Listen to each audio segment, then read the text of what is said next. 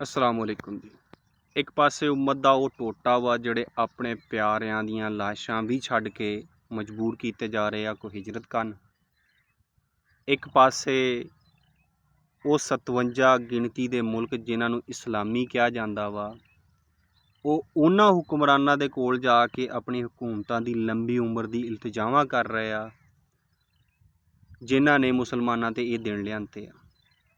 ਇੱਕ ਪਾਸੇ ਸਾਹਬੇ ਇਸਤਾਦ ਉਹ ਮੀਡੀਆ ਵਾ ਜਿਹੜਾ ਇਹ ਤਾਂ ਦਿਖਾ ਰਿਹਾ ਕਿ ਇੰਡੀਆ ਦਾ ਇੱਕ 20 ਸਾਲ ਡਰਾਮੇ ਬਣਾਉਣ ਵਾਲਾ ਮਰ ਗਿਆ, ਜਿਹੜਾ ਇਹ ਤਾਂ ਦਿਖਾ ਰਿਹਾ ਕਿ ਦਾਨੀਆ ਸ਼ਾਹ ਦੂਜੀ ਵਾਰੀ ਮਾਂ ਬਣਨ ਲੱਗੀ ਆ, ਜਿਹੜਾ ਇਹ ਤਾਂ ਦਿਖਾ ਰਿਹਾ ਕਿ ਫਲਾਨੀ ਐਕਟਰੈਸ ਨੱਚਣ ਵਾਲੀ ਇੰਡੀਆ ਦੀ ਉਹ ਆਹ ਖਾਧਿਓਂ ਬਗੈਰ ਉਹਦੀ ਦਿਹਾੜੀ ਨਹੀਂ ਟੱਪਦੀ।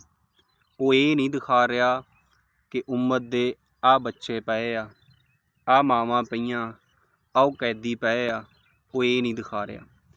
ਉਹਨਾਂ ਦੀ ਖਬਰਸਾਨੀ ਸਾਡੇ ਤਾਈਂ ਸੋਸ਼ਲ ਮੀਡੀਆ 'ਤੇ ਚੰਦ ਮਤਵਾਲੇ ਜਿਆਲੇ ਪਰਵਾਨੇ ਜਿਨ੍ਹਾਂ ਦੀ ਜਿੱਥੇ ਤੱਕ ਇਸਤਾਤ ਸੀ ਉਹ ਆਪਣੇ ਪਲੇਟਫਾਰਮ ਨੂੰ ਇਸਤੇਮਾਲ ਕਰਦੇ ਹੋਏ ਇਸ ਖਬਰ ਨੂੰ ਨਸ਼ਰ ਕਰ ਰਹੇ। ਠੀਕ ਆ, ਇਹ ਸਾਡੇ ਲੋਕਾਂ ਦਾ ਰੋਜ਼ਮर्रा ਦਾ ਵਤੀਰਾ ਬਣ ਗਿਆ।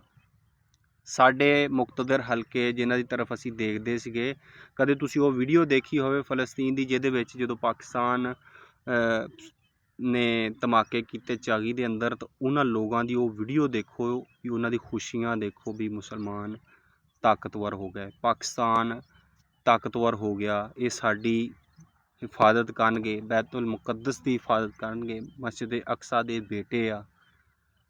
ਅੱਜ ਉਹ ਕਹਿ ਰਿਹਾ ਕਿ ਸਾਡੀਆਂ ਆਵਾਜ਼ਾਂ ਤੁਹਾਡੀਆਂ ਨੀਂਦਾਂ ਖਰਾਬ ਕਰ ਰਹੀਆਂ ਵਾ, ਲਿਹਾਜ਼ਾ ਅਸੀਂ ਤੁਹਾਡੇ ਤੋਂ ਮਾफ़ੀ ਚਾਹੁੰਦੇ ਹਾਂ।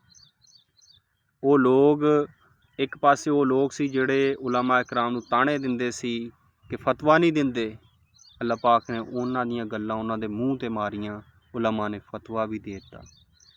ਹੁਣ ਉਹਨਾਂ ਦਾ ਤਾਣਾ ਇਹ ਆ ਕਿ ਲੀਡ ਕਰਨ ਉਲਮਾ, ਇਸ ਚੀਜ਼ ਨੂੰ ਲੀਡ ਕਰਨ ਦੀ ਜਿਨ੍ਹਾਂ ਨੂੰ ਤੁਸੀਂ ਤਾਕਤ ਬਖਸ਼ੀ ਆ, ਜਿਨ੍ਹਾਂ ਨੂੰ ਤੁਸੀਂ ਸਪੋਰਟ ਸਾਰੀ ਜ਼ਿੰਦਗੀ ਕਰਦੇ ਰਹੇ, ਉਹਨਾਂ ਤੋਂ ਕਿਉਂ ਨਹੀਂ ਮੁਤਾਲਬਾ ਕਰਦੇ।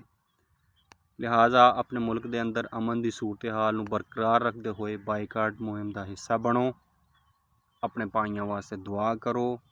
ਮੈਂ ਕਹਿੰਦਾ ਉਹਨਾਂ ਵਾਸਤੇ ਦੁਆ ਘੱਟ ਕਰੋ, ਆਪਣੇ ਵਾਸਤੇ ਇਸਤਗਫਾਰ ਬਹੁਤੀ ਕਰੋ। ਅੱਲਾਹ ਪਾਕ ਸਾਡਾ ਸਾਰਿਆਂ ਦਾ ਹਾਮੀ ਨਾਸਰ ਹੋਵੇ।